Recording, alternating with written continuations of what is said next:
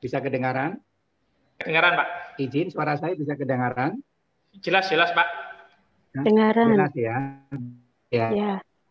Pertama-tama yang kami hormati Bapak Ketua PNWI LIENI Kalimantan Selatan, Bapak Raden Koco, serta jajarannya, seluruh sekretaris yang ikut hadir pada acara pagi hari ini, tanggal 16 Agustus 2021, termasuk juga anggota ALE ya, yang mungkin pada kesempatan ini ikut mendengarkan, baik dari perguruan tinggi di Universitas Indonesia, UPH, maupun di tempat lain. Assalamualaikum warahmatullahi wabarakatuh. Om Swastiastu, Namo Buddhaya, salam kebajikan, salam sejahtera, dan salam sehat. Bapak dan Ibu sekalian yang kami hormati, pada kesempatan ini kami akan menyampaikan materi dengan topik tanggung jawab notaris dalam menjalankan jabatannya. Seperti kita ketahui, materi sudah saya bagikan kepada panitia. Kalau nanti waktunya mungkin terbatas, nanti materi bisa dibagikan kepada para peserta webinar ini sebagai acuan. Pertama-tama saya ingin menjelaskan bahwa notaris dalam menjalankan jabatannya itu sebetulnya itu terikat dengan apa yang diatur dalam Undang-Undang Jabatan Notaris. Terutama Undang-Undang 30 2004 yang diubah dengan Undang-Undang 2 tahun 2014. Di pasal 4 mengatakan notaris ya wajib menjalankan jabatan dengan jujur, amanah, seksama, tidak memihak. Kemudian ada juga kalimat lanjutannya, notaris wajib ya mematuhi peraturan dalam Undang-Undang Jabatan Notaris dan undang-undang lain. Apa maksudnya undang-undang lain? Adalah undang-undang yang berkaitan dengan jabatan notaris. Nanti saya akan uraikan berikutnya. Berarti bukan saja kita harus mematuhi UJN, semua undang-undang dan peraturan-peraturan yang lain yang berkaitan dengan jabatan notaris itu wajib dipatuhi dan diikuti dengan seksama oleh para notaris. Nah, Bapak dan Ibu sekalian, yang perlu diperhatikan, selain daripada ketentuan pasal 4, juga ada pasal 16 ayat 1 huruf ayat 1 UJN. Sama, jujur, amanah, saksama, dan tidak memihak. Kata tidak memihak itu tidak boleh membuat akte merugikan salah satu pihak, menguntungkan salah satu pihak. Artinya apa? Artinya kita membuat akte itu harus melindungi semua kepentingan pihak. Ya, tidak boleh kalau seandainya kita membuat akte, tahu-tahu memberikan keuntungan pihak yang satu, merugikan pihak yang lain. Apa sih contohnya? Kalau kita diminta oleh pengembang membuat akte mengenai penjual beli daripada rumah atau apartemen, tapi dibuat bentuk akte pengikatan jual beli karena pembayarannya berangsur. Tapi konsep itu diberikan oleh pengembang.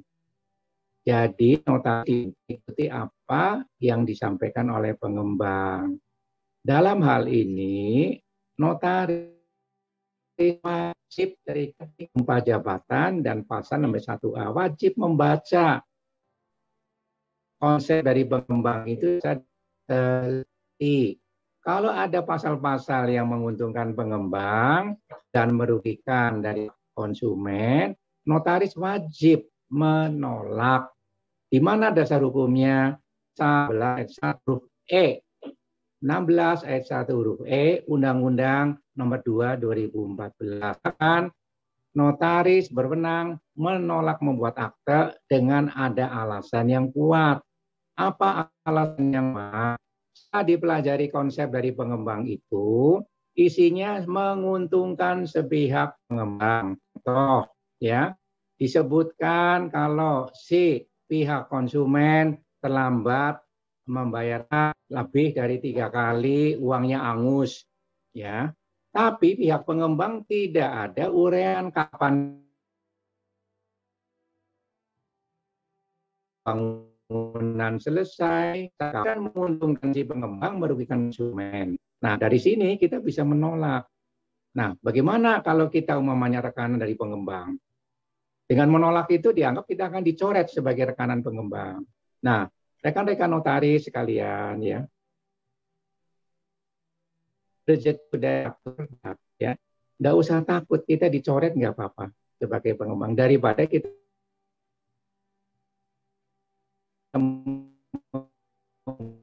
buat akte, kita bisa maaf, kita Anda rekanan kami nggak apa-apa. Ya, rezeki itu dari atas, ya, bukan daripada seseorang itu. Nah, yang ada pertanyaan, notaris dalam menjalankan jabatan ini tanggung jawabnya sampai kapan? Ya, memang ada yang menjawab kalau sudah meninggal selesai, betul, ya. Di dalam KUH pidana juga pidana berakhir kalau sudah almarhum. Tapi ketentuan mengenai tanggung jawab notaris dapat kita pelajari pasal 65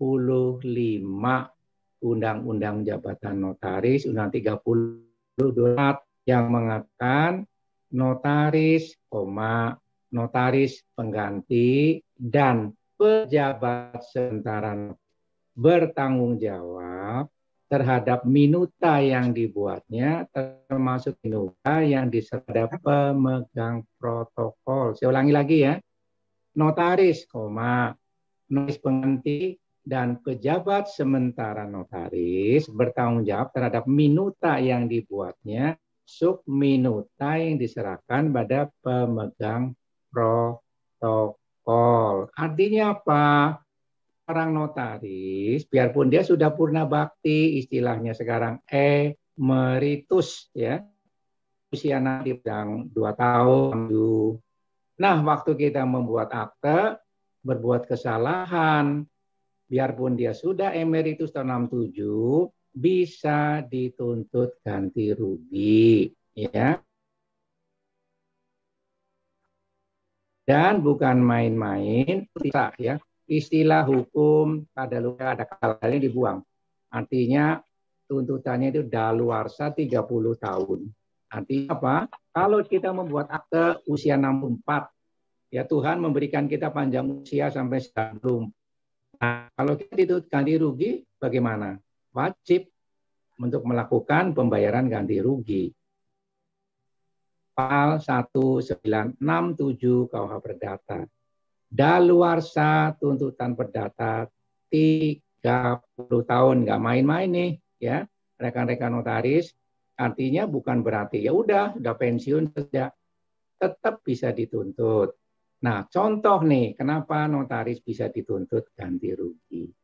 Contoh yang sekarang sedang bergulir, tepatnya di kota Bogor, ya Bogor itu 60 km dari. Ada notaris nih, membuat satu akte pengikatan jual beli atas nama dia sertifikat dengan pembayaran angsuran, ya, di mana disebutkan 10 miliar dibayar 10 kali angsuran setiap bulan 1 miliar dengan catatan 1 bulan lunas, ya kan? Tapi notarisnya itu ikatan jual beli kelupaan atau lupa mencantumkan satu pasal yang juga sangat penting dalam ikatan jual beli angsuran. Apa pasal yang harusnya dimasukkan? Dia lupa memasukkan satu pasal yang harusnya dimasukkan, intinya bahwa penjual memberi kuasa pada pembeli sekarang untuk nantinya setelah pembeli melunasi harga jual beli, penjual tanda tangan akte jual beli di depan PAT. Nah, pasal ini nggak dimasukkan nih dalam apa yang terjadi, si pembeli sudah lunas, ya udah bayar 10 miliar. Sekonyong-konyong lokasi tanah yang mau dijual itu masuk nanti itu di pinggirnya itu ada bangunan yang untuk kelewatan jalan untuk tol. Jadi harganya naik berlipat kan. Penjualnya merasa rugi, menghilang. Tidak mau datang ke notaris. Bagaimana nih keadaan si pembeli? Masa dia hanya pegangin kertas aja? Ya kan dicari-cari si penjualnya nggak kelihatan, nggak ada, gimana itu kan? Nah, jadi dalam hal ini apa yang dilakukan oleh si pembeli? Dia nuntut, ya, kepada notaris yang membuat akte, menuntut ganti rugi. Anda membuat akte tidak sempurna. Nah, karena bergulir nih perkaranya, ya kan? Bagaimana nih ya notaris itu karena tidak sempurna membuat akte. Jadi dengan ketidaksempurnaan menimbulkan masalah, kerugian bagi si pembeli. Coba memasukkan kalimat tadi, ya kan? Artinya si penjual memberi kuasa pada pembeli yang berlaku setelah pembeli melunasi belinya untuk mewakili penjual tanda tangan di depan PPA. Mungkin ceritanya lain, ya kan? Dan di dalam biasa ketentuan disebutkan kuasa ini tidak berakhir pasal 1813 KUH Perdata. Apa 1813? Artinya kuasa itu meninggalnya pemberi kuasa, ya, meskipun dia meninggal tetap dibuka di nama pembeli, ya kan? Nah, inilah yang harus diikuti oleh rekan-rekan, membuat akte harus sempurna. Nah, selanjutnya apalagi yang bisa menyebabkan notaris dituntut oleh pihak pembuat akte, yaitu pihak yang berkaitan. Bisa dituntut pidana nih. Hati-hati nih saudara, kalau urusan pidana itu lain lagi. Urusan pidana itu ancamannya bisa menjadi ditahan oleh ataupun dimasukkan lembaga pemasyarakatan. Nah, kita melihat apa sih yang utama dengan pidana. Jadi Bapak dan Ibu peserta webinar, materi ini sudah disiapkan semuanya. Bapak dengerin aja ya. Urean saya dengarkan, nanti dibagikan sama Pak melalui panitia ya. Nanti dibagikan supaya pelan-pelan di rumah dibaca ya materi yang sudah saya buat ini ya. Sekarang dengerin aja sama relax saja ya, sembari minum kopi, makan roti juga silakan ya. Nah, Bapak dan Ibu, unsur pidana yang sering dipanggil oleh notaris, oleh penyidik, penuntut umum, itu pasal-pasal yang pertama pasal 263, 264 KUH pidana. Pasal 263, 264. Apa sih isi pasal 263, 264? Barang siapa membuat akte otentik palsu diancam pidana penjara 8 tahun. Bayangin, 8 tahun itu waktunya bukan singkat ya. Nah, kapan notaris bisa dikenakan 263, 264? Pertama, ini kejadian betul-betul ya, di mana notaris bekerja sama dengan karyawan bank ya, di mana dia membuat akte perjanjian kredit fiktif. Apa fiktif? Perjanjian kredit tanpa minuta. Bayangin, banknya dibobol sampai 80 miliar. Karena apa? Kreditnya fiktif. Seakan-akan ada kredit, bank mengeluarkan duit, tapi tidak untuk si konsumen, tapi untuk kepentingan sendiri. Nah, ini kan jadi membuat akte otentik palsu. Ya kan? Nah, yang kedua apa? Pesan saya bagi rekan-rekan notaris ya. Terutama LB mendengarkan webinar ini. Kalau nanti sudah diangkat jadi notaris ya, tolong jangan sekali-kali nanti punya pemikiran mau jadi notaris itu adalah mengumpulkan kekayaan sebanyak-banyaknya dalam tempo sesingkat-singkatnya. Nah, kalau sudah pikirannya begitu itu jadi pengusaha, jangan jadi notaris. Kalau di dalam naskah Undang-Undang Dasar 45 disebutkan hal-hal terkait dengan pembinaan kuasa dilakukan dalam tempo sesingkat-singkatnya. Tapi jadi notaris nggak bisa, ya. Baru nanti jadi praktek notaris 1 tahun, 2 tahun mau beli mobil BMW. Itu sudah melanggar hukum alam. Jadi caranya gimana supaya bisa dapat duit? Kerjasama dengan pihak ketiga. Pihak ketiga siapa? Biro jasa. Ya. Jangan sekali-kali karena sudah terjadi notaris masuk LP, terbukti kerjasama biro jasa. Yang membuat akte biro jasa, yang membacakan biro jasa. Ya, sore-sore itu minuta sudah tanda tangani dikirim ke notaris, tinggal kasih nomor. Jadi gimana? Kan berarti di sini itu yang membacakan itu kan bukan si notarisnya, ya kan? Jadi notaris tidak tahu benar menghadap si A, si B. Jangan-jangan orang yang sudah meninggal juga dihadirkan juga bikin akte. Nah, ini yang betul-betul menjadi tolong diperhatikan apa yang disampaikan ini khususnya bagi rekan-rekan notaris.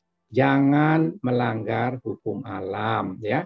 Kalau kita menanam pohon mangga, jangan mengharap baru ditanam 1 bulan berbuah, nggak mungkin. Itu harus dalam waktu kita jadi notaris, ya. Kita menjalankan jabatannya dengan benar, pelan-pelan dikenal oleh para masyarakat, pembuat akte. Itu yang akan mempromosikan. Nah, apa yang berikutnya? Ya tadi dikatakan selain 26326 ada pasal 26326 ada pasal 266. 266 mengatakan barang siapa memberikan keterangan palsu dalam akte otentik dimasukkan penjara ancaman 7 tahun. Nah, tadi dikatakan apa yang tadi dikatakan? Yaitu kerjasama dengan pihak ketiga biro jasa. Jadi yang buat akte biro jasa pada hari ini hadir di depan saya. Harusnya kan di depan notaris. Ini yang buat itu pegawai biro jasa. Jadi kan notaris yang memberikan keterangan palsu, ya. Di dalam hukum pembuktian, saya lagi-lagi saya katakan, di dalam hukum pembuktian terhadap akte autentik, ya, ada istilah terminologi rekan-rekan notaris yang benar itu autentik, Alpha, Ultra, Tango, Hotel. Jangan otentik, Oscar, Tango itu salah. Penulisan autentik itu mesti autentik, Alpha, Ultra, Tango, Hotel. Ya, jangan otentik, Oscar, Tango, itu jangan salah, ya. Nah, dalam pembuatan akta otentik itu ada ketentuan bahwa notaris wajib membacakan akte di hadapan klien. Pasal 16 ayat 1 huruf M. Ya, 16 ayat 1 huruf M Undang-Undang 2 tahun 2014. Nah, ada yang berpendapat, boleh nggak sih orang membuat akte tapi beda-beda jamnya. Yang teken ada 3 orang, A, B, C. Si A teken dulu jam 10, si B jam 12, si C jam 4 sore. Boleh nggak pertanyaan yang tanda tangan demikian? Jawabnya tidak boleh. Kenapa tidak boleh? Tadi di pasal 16 1 huruf M mengatakan bahwa notaris wajib membacakan akte pada jam dan seketika ditangani oleh para pihak. Nah, kalau beda-beda, si A jam 10, si B jam 12, si C jam 5. Terus nanti di akte kan mesti ada menyebutkan tanggal. Kan dimulai kan ada tanggal kan, tanggal berapa mau diisi. Nah, kalau kita isinya nanti pukulnya, ya maksudnya tanggal sekian pukul, umpamanya pukul 16, ya kan.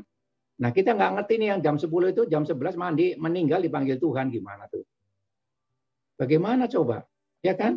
Kita menyebutkannya itu aktenya tanggal 10 September 2021 pukul 16. Karena terakhir kan tanggal 16 tanda tangan. Padahal yang jam 10 itu si A itu jam 11 kena serangan jantung meninggal. Masa orang meninggal tanda tangan akte? Simpulannya apa? Jangan dilakukan demikian. Penandatangan akte harus pada waktu dan jam yang bersamaan. Ya, tolong ingat ya.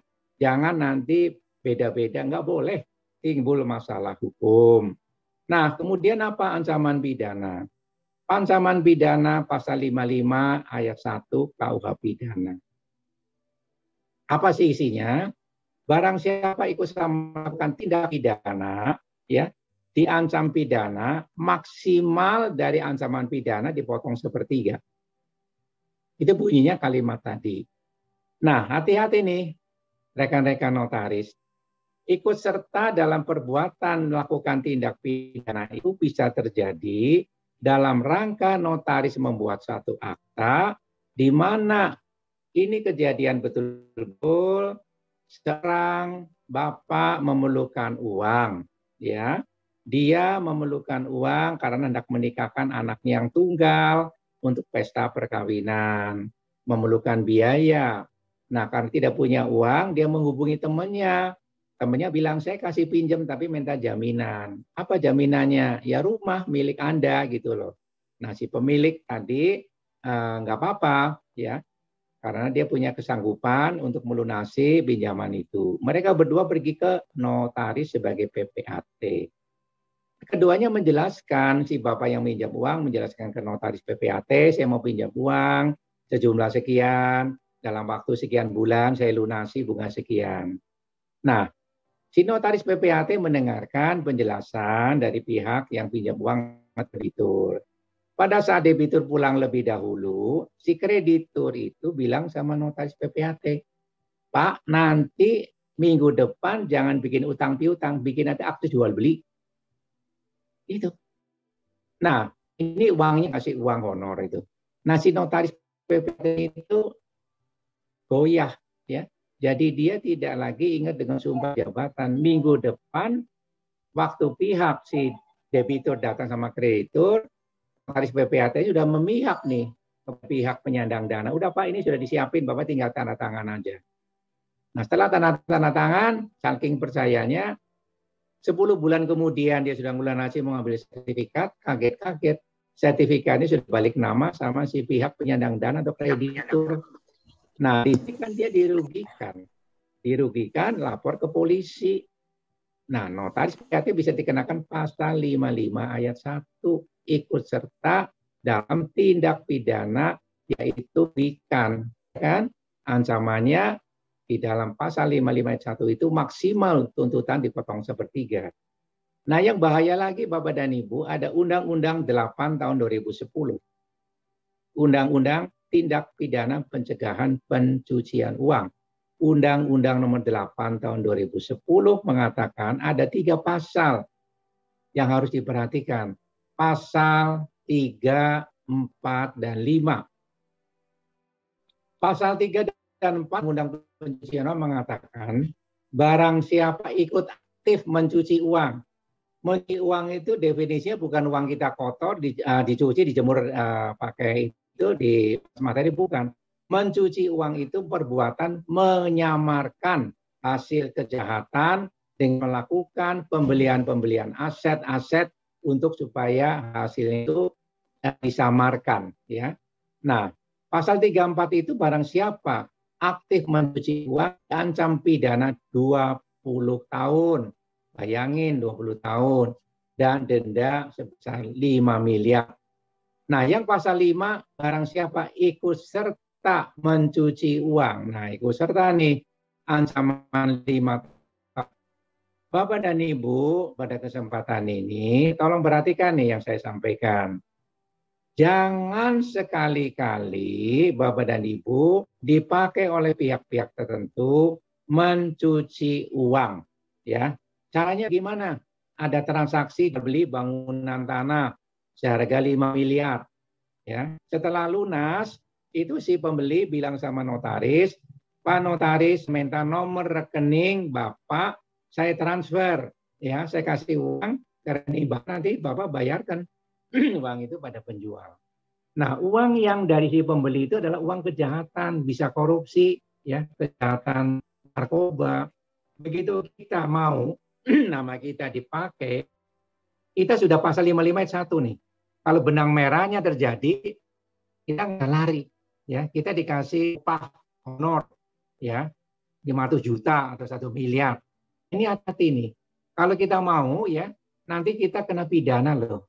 Jangan sekali-kali mau, ya, dipakai oleh orang-orang tertentu, seakan-akan nanti uang itu uang dari si notarisnya, kan rekening notaris dibayarkan, padahal uang disetorin ke rekening notaris, uang kejahatan. Tolong ya perhatikan ya, jangan sampai terjadi demikian.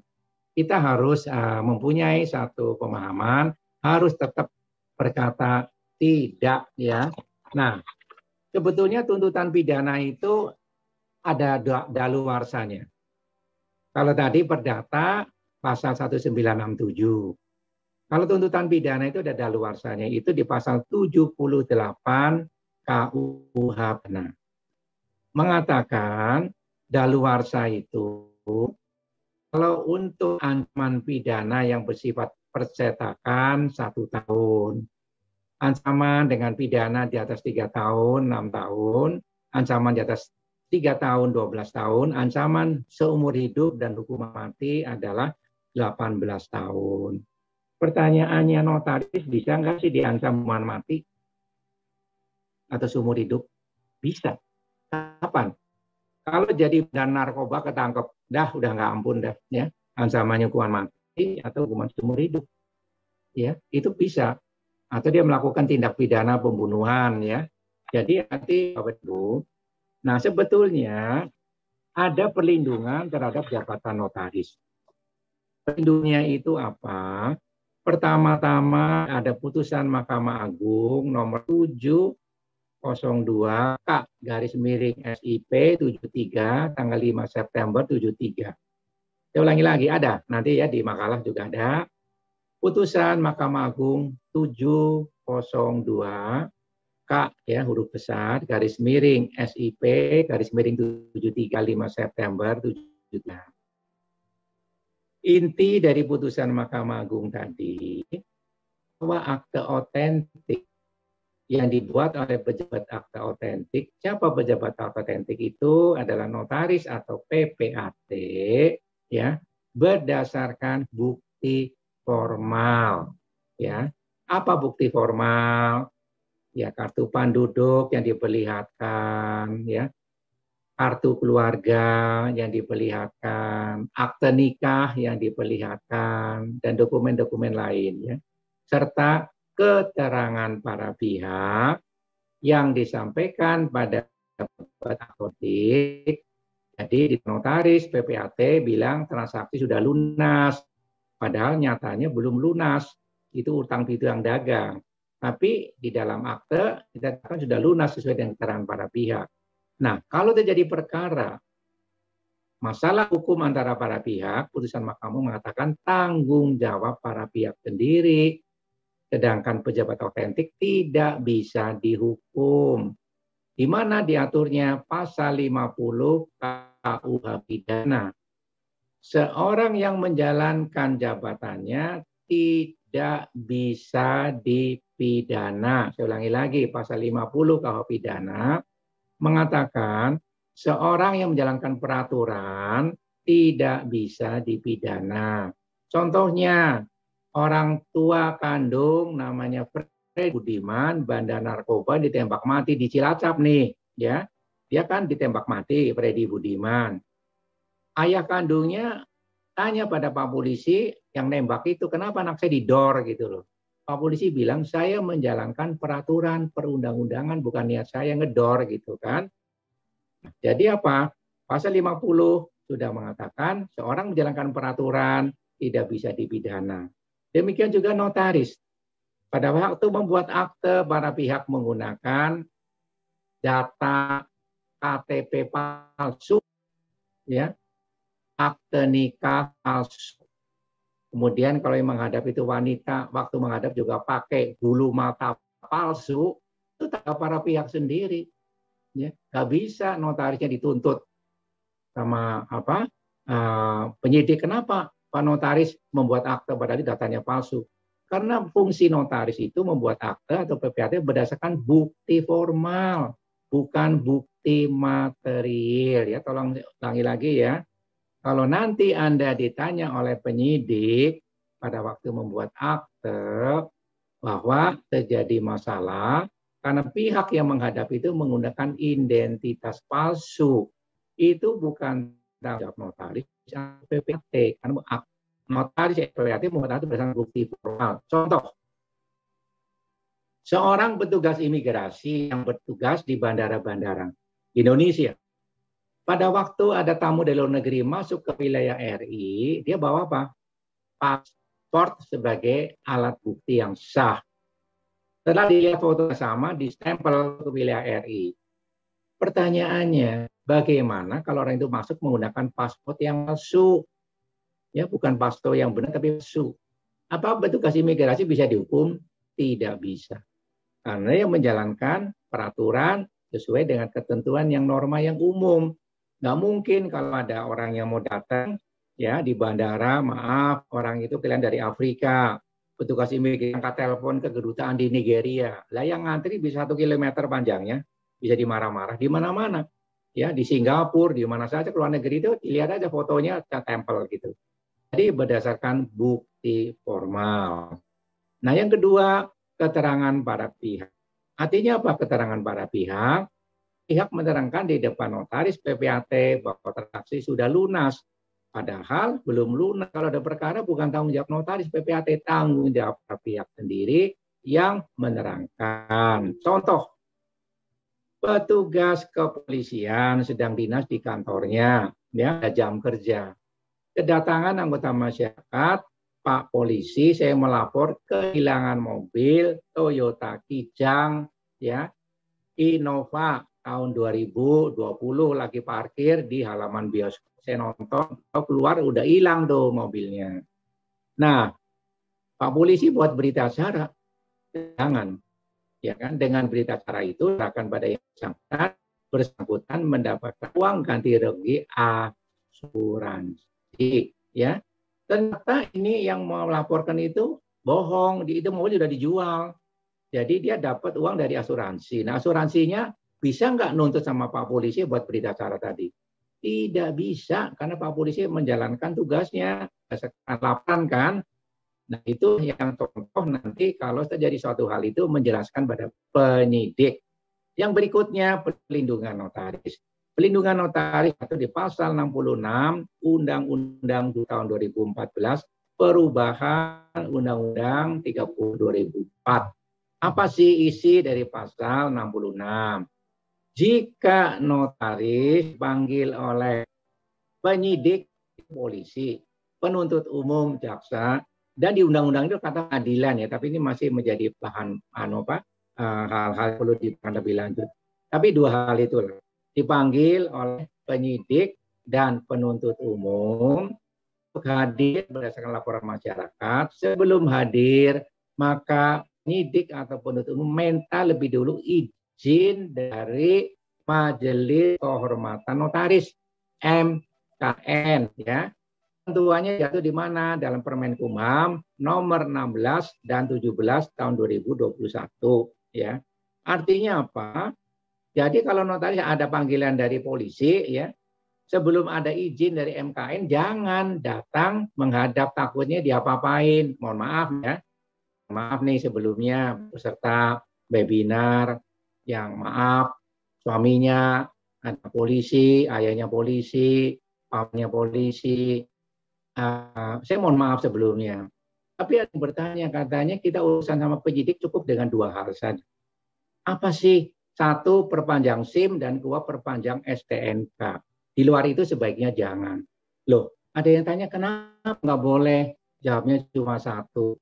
Karena polisi tidur aja bikin repot, apalagi polisi bangun. Ini mohon maaf ya, ini gurean daripada Gus Dur, ya, waktu masih menjadi presiden. Nah, Bapak dan sekalian, pada saat kita belum mendapatkan izin dari MKN, jangan menghadap dulu, ya. Nanti MKN akan memanggil notaris untuk dimintai penjelasan kenapa ada laporan. Dari pemeriksaan dari MKNW, ya, yang melaksanakan, terbukti bahwa pelapor itu tidak ada legal standing, akan ditolak. Contoh, si pelapor melaporkan satu akte di mana dia bukan pihak yang akte, kan nggak boleh, harus akte, pihak yang membuat akte. Kemudian apalagi sudah daluarsa, ya, jadi itu otomatis wajib ditolak. Itu aja yang perlu diketahui. Nah, ada beberapa hal yang perlu diketahui para rekan notaris mengenai. Sampai di sini dulu, saya kira beri kesempatan pada rekan-rekan tanya dulu, silakan. Silakan. Yuk, Yosua, kalau ada yang mau tanya silakan. Silakan, kalau sampai sini ada yang kurang jelas nanti saya lanjutkan lagi. Yosua. Iya, Pak Win. Ya, jadi beri kesempatan dulu. Yang tadi saya sampaikan sampai sini kira-kira ada yang nggak ngerti nggak gitu loh. Kalau nggak ngerti tanya dulu. Pak Win. Ayo silakan. Jadi rekan-rekan mungkin ada yang mau bertanya terkait penjelasan Pak Win sampai sejauh ini, karena kita kan masih panjang nih, masih banyak. Nah, ini kita tadi sudah sampai ini nggak jelas itu. Makanya ini ada yang katakan ini ada kaitan dengan apa yang mau jelas berikutnya gitu loh. Jadi kita dulu kalau sudah diikuti dan ngerti semua, ya kita bersyukur aja, ya, alhamdulillah, ya, puji Tuhan semuanya itu bisa dimengerti. Kalau sudah mengerti nggak ada pertanyaan, saya terusin lagi, ya. Jadi ada yang mau bertanya, Pak, dari Pak Rudi Indra Kusuma. Sebentar, kita. Silakan ada yang mau bertanya, silakan Pak Rudi, langsung aja buka ini videonya. Ya, silakan Pak Rudi. Silakan Pak Rudi.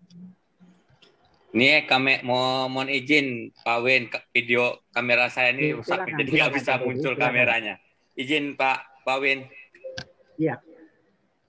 Saya Silakan, Pak Rudi. Rudi Indra Kusuma, notaris di Kota Banjarbaru, Pak Win. Salam hormat, Pak. Dulu Iya, pernah silakan. berapa kali ketemu kita, Pak.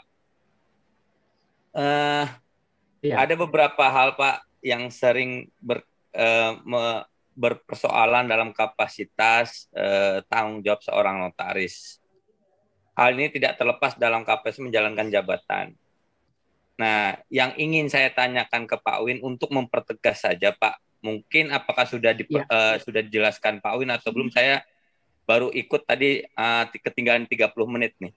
Cuma izinkan bertanya kembali kalau memang tadi sudah dijelaskan. Terkadang tanggung jawab notaris ini luas, Pak, pemahamannya. Ini pun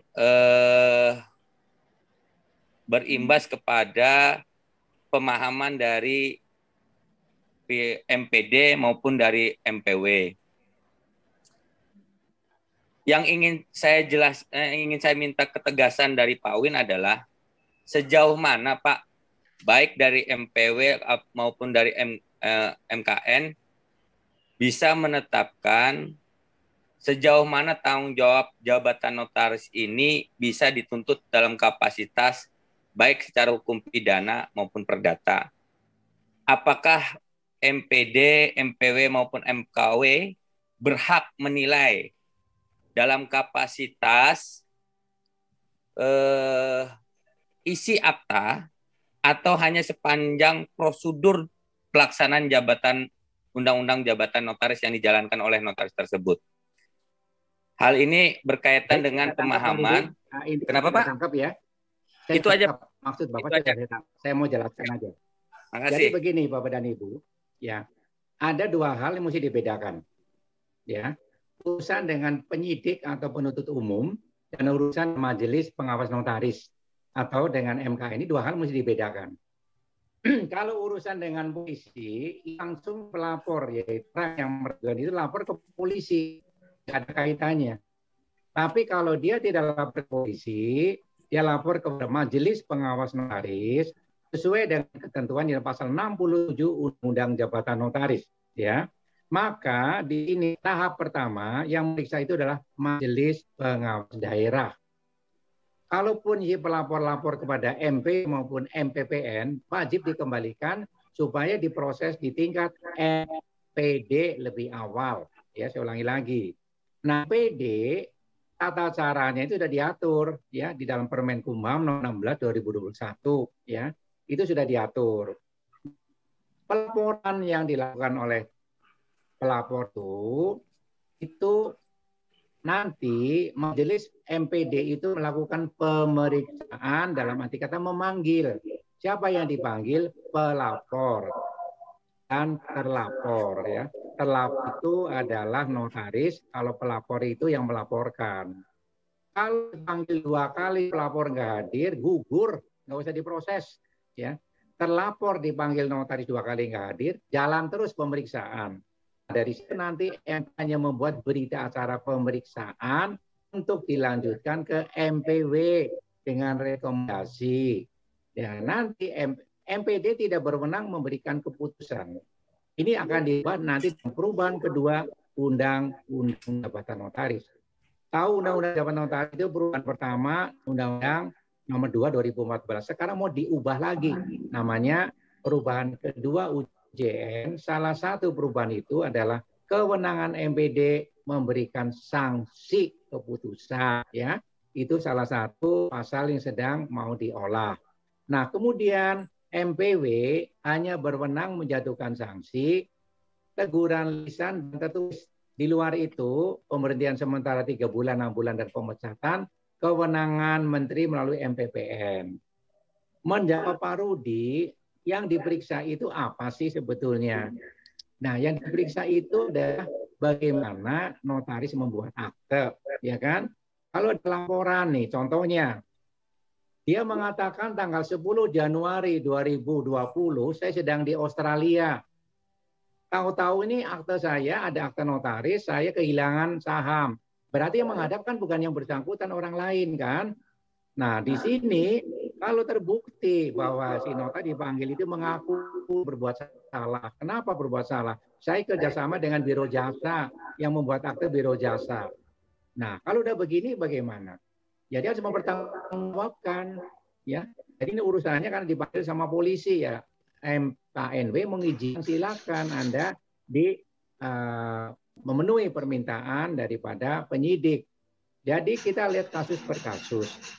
Pesan saya pada rekan-rekan MPW di Kalsel dan di mana saja, termasuk di Kalbar, ya, di mana saja yang bisa mendengarkan daripada webinar ini, saya ulang lagi, teman-teman yang ada dari unsur notaris yang ada di MPW, Majelis Pengawas Wilayah, ya, di mana saja. Karena kita tahu Majelis Pengawas Notaris ada 3 unsur, unsur notaris, unsur akademisi, dan unsur pemerintah.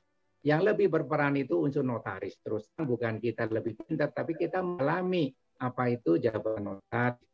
Kalau MPW melakukan pemeriksaan dan tidak terbukti, sekali lagi saya katakan, tidak terbukti terlapor notaris membuat kesalahan, MPW harus berani mengeluarkan putusan bahwa terlapor notaris nama A tidak melakukan pelanggaran hukum.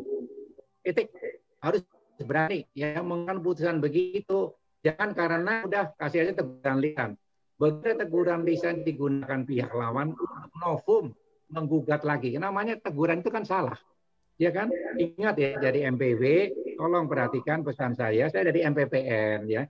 Jadi berani mengeluarkan putusan. Kalau pelapor nggak terima nih, dia akan banding ke MPPN. MPPN akan menguatkan putusan MPW dan menolak putusan pelapor.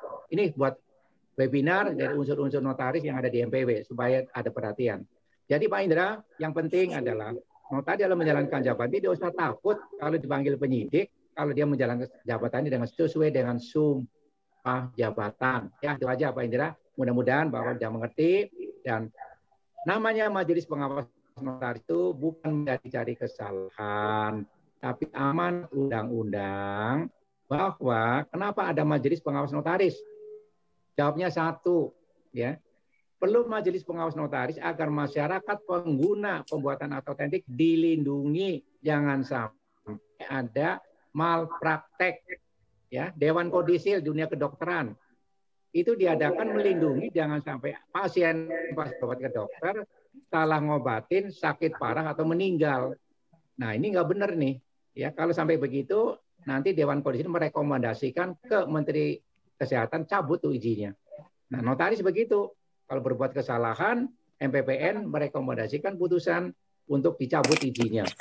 Siapa yang nyabut adalah Menteri Hukum dan HAM. Begitu Pak Rudi. Mudah-mudahan bisa paham ya. Saya. Ya Pak Rudi, dengar suara saya?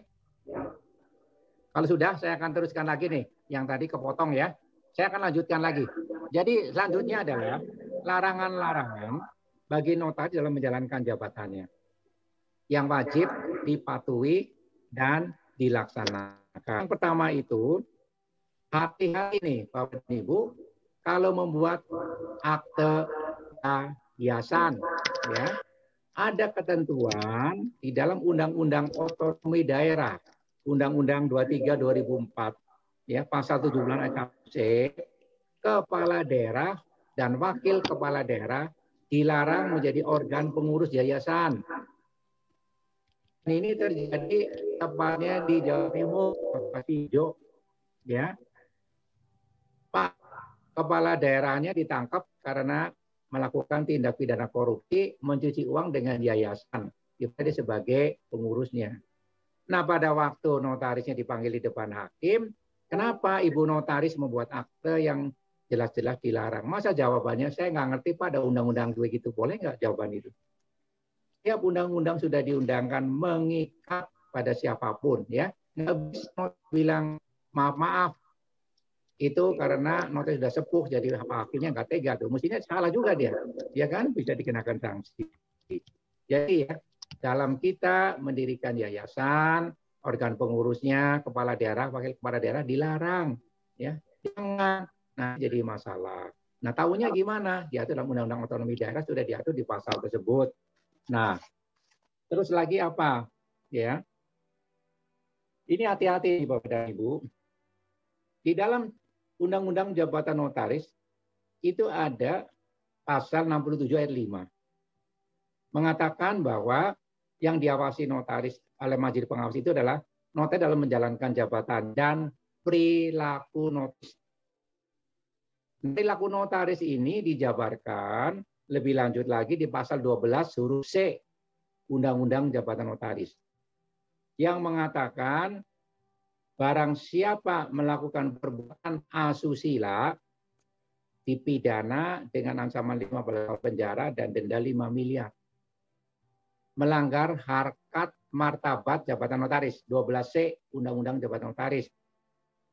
Definisi melanggar harkat martabat itu adalah satu, mabok-mabokan, ya, minum whisky Johnny Walker, ya, menggunakan zat narkoba, ya, kemudian berbuat asusila. Dan ini terjadi notaris yang dipidana 13 tahun di Kota Semarang. Kenapa? Dia menggauli anak di bawah umur, nggak main-main. Ya. Jadi bagi rekan notaris, selain dalam menjalankan jabatan notaris, juga perilaku harkat martabat wajib dijaga. Ya. Jangan maaf-maaf notaris pria itu menjaga burungnya jangan terbang kemana-mana, gitu aja. Ya. Nah, selanjutnya ada ketentuan PP 6 tahun 74, ya, Jungto PP 53 tahun 2010. Larangan pegawai negeri ASN berbisnis. Ini hati-hati nih Bapak dan Ibu. Karena Bapak dan Ibu bikin PT itu kan bikin sistem pakai SABH kan. Kalau ada masalah hukum itu tanggung jawab notaris loh, bukan si Kemkumham. Kemkumham hanya memberikan ini aja fasilitas IT-nya itu kan. Jadi hati-hati nih ya. Jadi kalau ada pegawai negeri sipil, Dirjen Eselon 1, Eselon 2 itu dilarang loh. Dirjen Kementerian Hukum, Dirjen Kementerian Sosial, Dirjen Koperasi, bikin PT tidak boleh. Eselon 2 itu direktur. Eselon 3 ke bawah boleh, tapi dengan seizin atasan. Ingat ya, ini kalau ada masalah, Anda yang repot loh. Benar-benar repot ya. Jadi ini ada peraturannya harus dikuasai ya. Hal-hal yang dilarang. Nah, kemudian apa?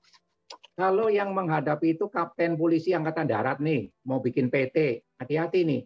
Ada Undang-Undang 34 tahun 2009, Undang-Undang TNI, dilarang anggota TNI aktif itu berbisnis, ya, kolonel Angkatan Darat, nggak boleh, ya, sama sekali nggak boleh. Nah ini kita nggak ngerti bikin-bikin aja, nanti ada masalah benang merahnya kena badan notaris, ya. Tolong perhatikan peraturan-peraturan ini.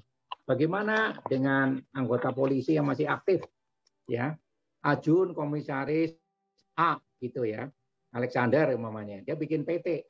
Nggak boleh juga. Cuma dengan adanya Peraturan Kepala Polisi Nomor 9 tahun 2017, atas ada izin dari atasan masih boleh.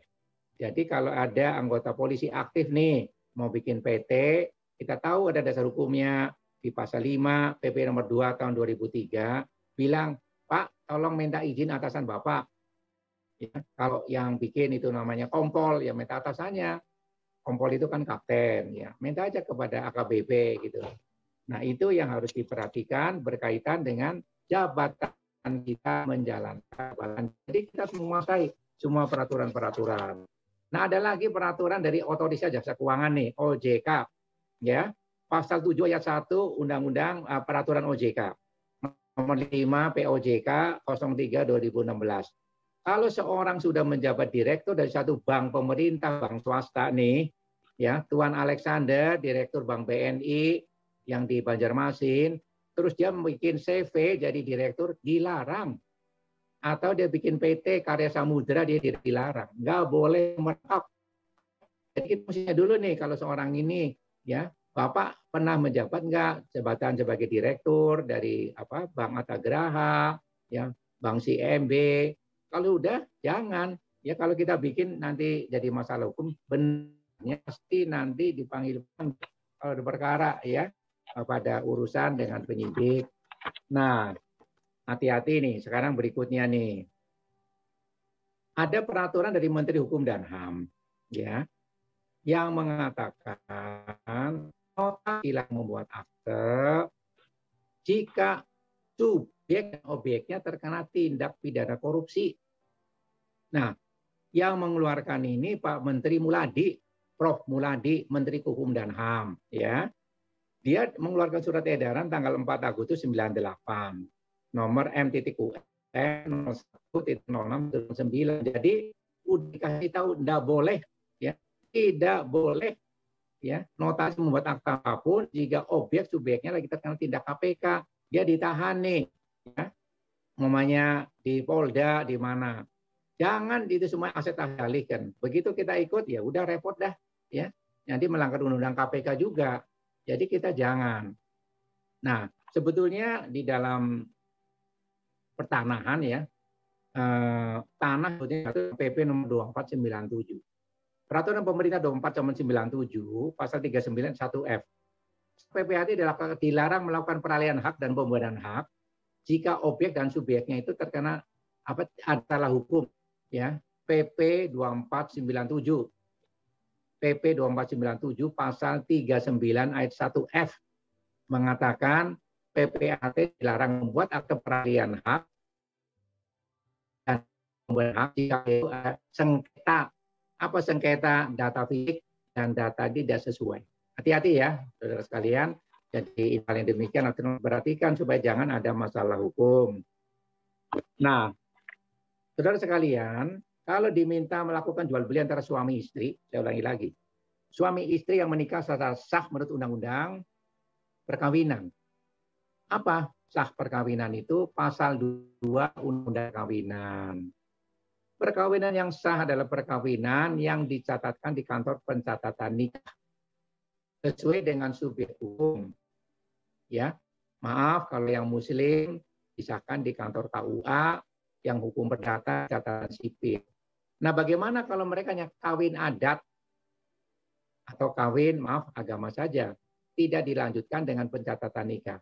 Dianggap mereka bukan suami istri. Karena pasal 2 Undang-Undang Perkawinan mengatakan perkawinan yang sah adalah perkawinan yang dicatatkan, disahkan kantor pencatatan nikah sesuai dengan subjek hukum. Nah, buktinya apa? Kalau nikah di KUA, ya ada akte nikahnya di buku paspor tuh. Kalau di catatan sipil, kayak satu lembar ijazah, ya itu.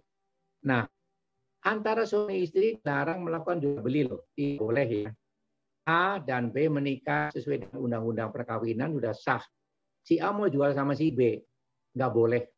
Jual beli antara suami istri dilarang. Di mana diatur pasal 1, 4, 6, 7 KUH Perdata. Ya.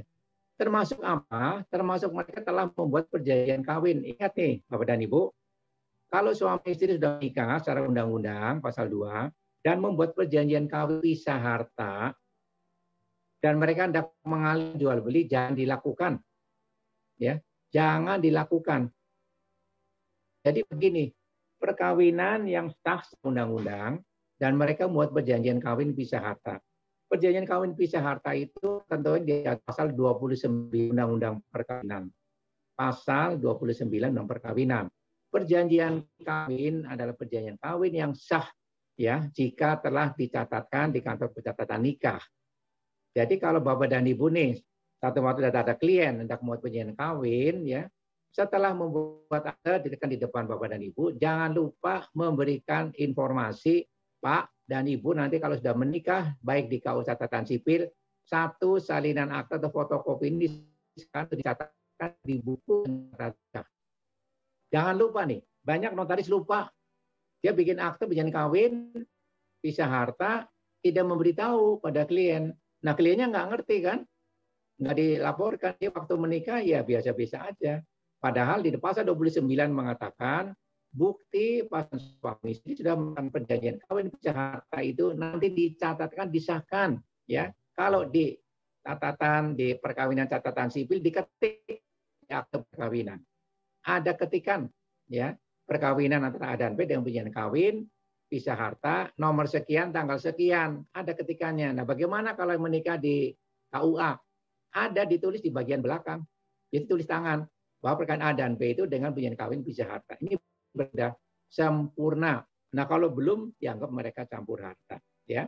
Jadi mereka sudah bikin perjanjian kawin pisah harta sudah sempurna, suami istri mau bikin jual beli jangan dilakukan. Nah, Pertanyaannya kenapa? Kok nggak boleh dilakukan? Ada jurisprudensi di negeri Belanda, ya, Hogerat, ya, bahwa suami istri yang sudah membuat perjanjian kawin dan jika melakukan peralihan hak itu bisa merugikan pihak ketiga. Ya, jadi kalau A, si suami nih udah menikah dengan B, istrinya sudah nikah sah di KUA maupun catatan sipil di Jakarta, pinjam uang nih, kesulitan nih mau kembali ke buruh jadi kena si B. Nah, si kreditan ya kan mau lagi gimana sudah senama si B. Jadi jangan dilakukan ya. Dari ketentuan itu juga Bapak bisa lihat daripada bukunya CUDN Bapak Mansur Pratikno mengatakan jangan membuat perjanjian, jangan membuat akte jual beli biarpun mereka sudah bikin pisah harta ya. Nah, bagaimana dengan hibah antara suami istri juga dilarang 687 ya, tidak boleh hibah antara suami istri ya. Nah, kemudian ada larangan lagi apa yang sama sekali juga diatur. Jangan membuat akte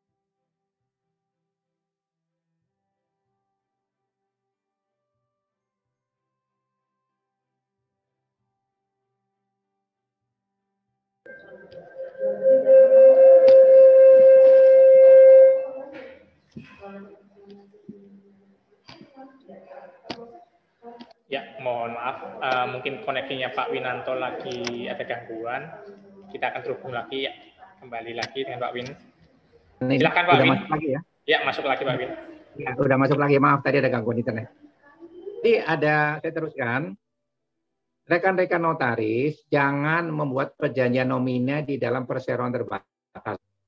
Ya, di dalam Undang-Undang 25 2007 Undang-Undang Penanaman Modal Asing dan Penanaman Dalam Negeri ada pasal 33. Dilarang membuat perjanjian nomine, artinya ada PT Penanaman Modal Asing, PT Halliburton Indonesia, itu orang Amerika ya. Pendirinya Mr. John Wayne sama Tom Cruise gitu kan. Sudah gitu apa lagi? Itu miliknya Tuan Gunawan orang Indonesia tuh sahamnya, nggak boleh tuh. Nggak boleh ya. Jangan sekali-kali buat demikian loh. Nah, bagaimana dengan PT biasa? PT tertutup. Sama, ya. Jadi memang biarpun PT itu tidak diatur, tapi intinya adalah jangan. Ini ada kaitannya dengan Undang-Undang Tindak Pidana Pencegahan Pencucian Uang loh. Ingat, hati-hati loh Bapak dan Ibu, ya. Jadi banyak orang-orang menggunakan mencuci uang dengan nomine, makanya ada namanya beneficiary owner. Beneficiary owner. Undang-Undang 8 10, ya. Tidak boleh, hati-hati. Jangan sekali-kali, ya. Jangan dilakukan pembuatan akte nomina dalam perseroan jalan larang dilakukan ya. Itu untuk mendepan. Nah, ada ketentuan di dalam KUH Perdata nih yang perlu diperhatikan bagi rekan-rekan notaris. Pasal 13.3 ayat 2 KUH Perdata. Intinya, warisan yang belum terbuka dilarang dibuat perjanjian dalam bentuk apapun. Saya ulangi lagi. Pasal 13 ayat 2 KUH Perdata dilarang membuat perjanjian terhadap warisan belum terbuka. Masih warisan terbuka itu orang yang masih hidup.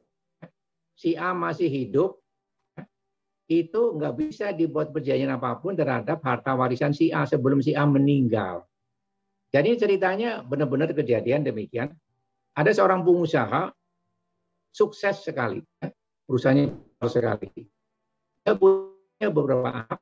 Salah satu anak laki-lakinya itu rupanya itu selalu spekulatif, jadi rugi melulu gitu kan. Sehingga dimodalin habis. Nah, dia minta lagi modal sama ayahnya ditolak. Akhirnya apa dia lakukan? Dia menghubungi teman-teman ayahnya. Ya, minjem uang.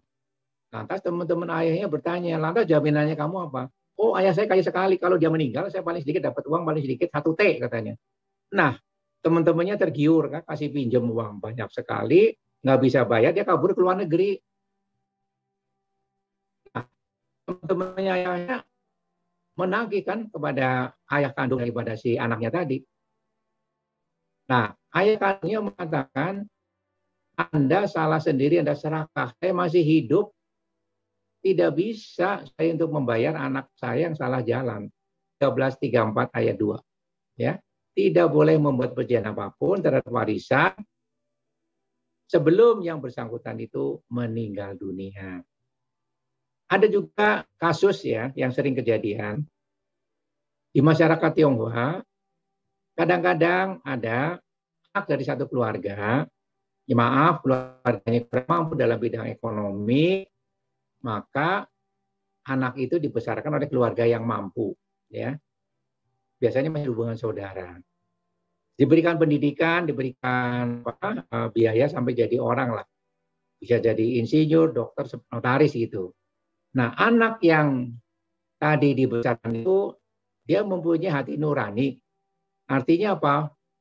Ini saya membebani terhadap ayah yuridis, bukan ayah biologis, ayah yuridis. Kalau nanti ayah yuridisnya itu meninggal, saya nggak mau membebani, kan jadi sudah menjadi anak sah dia kan, di akte kelahiran diaku aja dia anaknya dia gitu. Maka dia mau bikin perjanjian, nanti saya menolak lah. Kalau nanti ayah saya yang ayah biologis yang meninggal, jangan dibuat begitu. Akte sah. Nanti bagaimana kalau mau dilakukan? Nanti aja kalau betul ayah yang ayah yuridisnya itu meninggal, maka dia bikin penolakan warisan aja, selesai. Tapi nggak bisa pada waktu masih hidup ya. Pasal 313 ayat 2. Ya, tolong nanti kalau kurang jelas tanya jawab, tanya lagi ke saya. Nah, berikutnya lagi, nanti nih ya. Ada Undang-Undang 43 tahun 2009. Apa sih undang-undang itu? Undang-Undang Arsip Negara. Ulangi lagi. Undang-Undang Arsip Negara. Ya, di mana ada putusan dari Mahkamah Agung ya, nomor 342986 yang mengatakan minuta notaris adalah arsip negara. Ya. Jadi hati-hati loh. Minuta notaris itu arsip negara berdasarkan putusan Mahkamah Agung. Di butir 5 putusan Mahkamah Agung MARI _PMB 3429 tahun 86 12 April 86. Ya. Itu mengatakan minuta notaris arsip negara dan wajib dijaga dan pelihara, tidak boleh dihilangkan. Nah, kalau barang siapa dengan sengaja menghilangkan minuta. Kenapa minuta hilang? Kejadian ada notaris yang membuat akte bermasalah, dipanggil penyidik mau diperiksa lab forensik, tanda tangan identik, buru-buru dihilangin tuh minitnya. Buru-buru dihilangin supaya tidak bisa difoto. Tapi namanya ada ungkapan, api tidak mungkin dibungkus dengan kertas. Betapapun tebalnya kertas, kok membungkus dengan api pasti ketahuan. Nah, ternyata ada bekas sobekan di minuta. Ya kan, itu kan dibendel tuh. Ya, setiap minuta kan dibendel setiap bulannya itu. Masih ada bekas sobekannya. Nah, ditanya terus kenapa ini nggak ada? Ini tahu. Jadi nggak bisa lah. Jangan berbuat yang aneh-aneh ya, Bapak dan Ibu. Jabatan ini notaris jabatan terhormat ya. Tidak ada kejahatan yang sempurna. Ingat, tidak ada kejahatan yang sempurna. Ya. Tadi dikatakan api tidak mungkin dibungkus dengan kertas. Nah, ada berikutnya lagi Undang-Undang 36 2009. Undang-Undang Kesehatan dilarang melakukan perjanjian jual beli organ tubuh nih, nggak boleh nih Bapak dan Ibu ya. Jadi kalau ada orang datang ke notaris mau bikin akte perjanjian, saya mau jual ginjalnya ya dengan seorang dapat uang 50 juta, jangan dibuat notaris. Kalau buat itu sudah melanggar ya. Jangan saya bilang lagi sekali lagi jangan ya. Jadi tidak boleh jual beli organ tubuh. Si A butuh uang ya, dia mau jual ginjal, kan ada 2 orang tuh manusia. Satu mau dijual ke notaris, bikin perjanjian, notaris bikin aktenya. Nanti kalau ini mati nih ya, diusut-usut kita repot ya, jangan. Nah, apa lagi di dalam jabatan notaris? Notaris boleh nggak membuat wasiat? Boleh ya. Cuma jika wasiat dibuat oleh saudara kita yang muslim, itu ada ketentuan larangan ya di dalam surat Al-Ahzab 33 ayat 4 dan 5. Di dalam hukum Islam dilarang membuat akte adopsi yang memutuskan hubungan hukum orang tua kandung dengan anak kandung. Yang boleh itu adalah anak asuh. Ingat ya. Nah, bagaimana dengan saudara-saudara yang kalau membuat adopsi itu adalah saudara yang maaf untuk hukum perdata. Ya, sebetulnya begini, saya mau arah mengadopsi. Adopsi itu mula-mula bagi golongan Tionghoa itu diatur dengan stat blood A1917 nomor 129.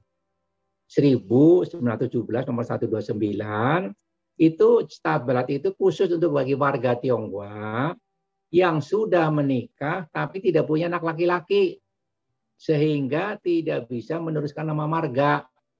Ya. Tuan Cenggok menikah dengan Sinio. Dia nggak punya anak laki-laki. Maka nama marga Tan hilang.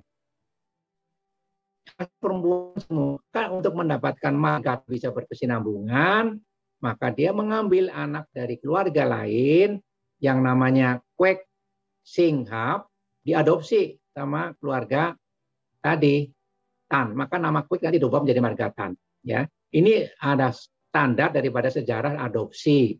Tapi dengan adanya konvensi internasional mengenai adopsi, Convention International of the Adoption, ya 1983 tahun 30 September 83, Indonesia tanda tangan sebagai anggota peserta, diputuskan berdasarkan informasi Interpol banyak anak-anak adopsi bukan dibicarakan pendidikan, diambil organ tubuhnya, dibunuh, diambil jantungnya, diambil livernya, dijual pada orang-orang kaya, diambil tulang punggungnya, loh gila loh.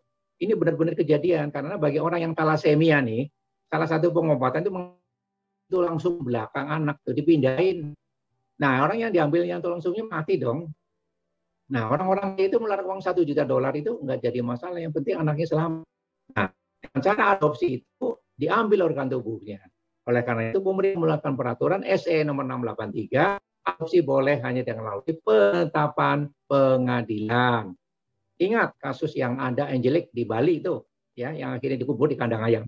Itu sebenarnya notaris sudah, saya udah bilang notaris kalau membuat akte ragu-ragu jangan dibikin, ya, jadi masalah. Nah, jadi ini sekarang berikutnya lagi, bagi notaris rekanan bank, ya, saya ulangi lagi, rekanan bank. Kadang-kadang bank itu suka mau enaknya sendiri aja, ya. Debitur sudah pinjam uang di bank, sudah menyerahkan jaminan, ya sudah dipasang hak tanggungan, HT, ya. Terus mental lagi banknya kuasa menjual berdiri sendiri. Nah, ada putusan Mahkamah Agung 27 Februari 89 nomor 2660 nomor KPDT 87, ya. Mengatakan jika perjanjian kredit sudah diikat dengan hak tanggungan, maka kalau macet penjualannya dengan lelang, tidak boleh dengan kuasa jual. Ketentuan lebih lanjut pasal 1178 KUH Perdata, ya. Jadi kuasa menjual dilarang untuk pinjaman kredit jika sudah dilakukan ikatan hipotek, ya. Intinya demikian. Jadi jangan ya saudara. Cuma saya dapat informasi yang masih memaksa itu adalah Bank BTN, ya. Ini yang masih maksa melulu. Nah, ini repot nih ya. Ya karena apa? Ya sebetulnya ya kita udah tahu peraturannya kalau nanti ada macam-macam perlawanan dari masalah hukum, ya kan? Nah, dengan nih jangan membuat akte dasarnya fotokopi nih. Bapak dan Ibu notaris hati-hati ya. Karena fotokopi bukan alat bukti yang sah berdasarkan putusan Mahkamah Agung nomor 3609 KPDT 85. Bahaya sekali nih ya. Karena fotokopi itu sertifikat namanya Tuan Alexander nih di fotokopi itu nama ada dengan namanya Budiman, di fotokopi lagi kan Budi kan bukan lagi Alexander kali fotokopi. Nah, Budiman membawa sertifikat itu ke notaris mau bikin beli perjanjian sewa. Nah, notaris yang melihat pada fotokopi dia melihatnya bahaya sekali ya. Jangan dilakukan dengan dasar fotokopi. Ingat ya, nanti jadi masalah hukum, ya kan? Nah, berikutnya notaris nih, ya kedatangan klien. Selama ini klien datang membuat akte dengan sempurna, tidak ada masalah, ya. Dan tidak pernah membuat akte-akte yang bermasalah, yang melanggar hukum. Dia datang menjual sertifikatnya, berikut bangunan tanah yang ada di atasnya. Mohon maaf nih, pemilik sertifikatnya seorang bapak, dia habis sakit stroke, ya, tanda tangan nggak bisa, kemudian bicara juga nggak bisa, jalan juga ditati-tati, ya, dia datang bersama istrinya. Nah, istrinya mohon-mohon sama notaris sebagai PWT, laksanakan aja, tolong dijempol aja. Dalam hal demikian, tolong perhatikan ya, Bapak dan Ibu jangan lakukan dong. Jadi masalah hukum, ya. Masalah hukumnya di mana? Pati Oke, sampai sini siapa yang mau bertanya?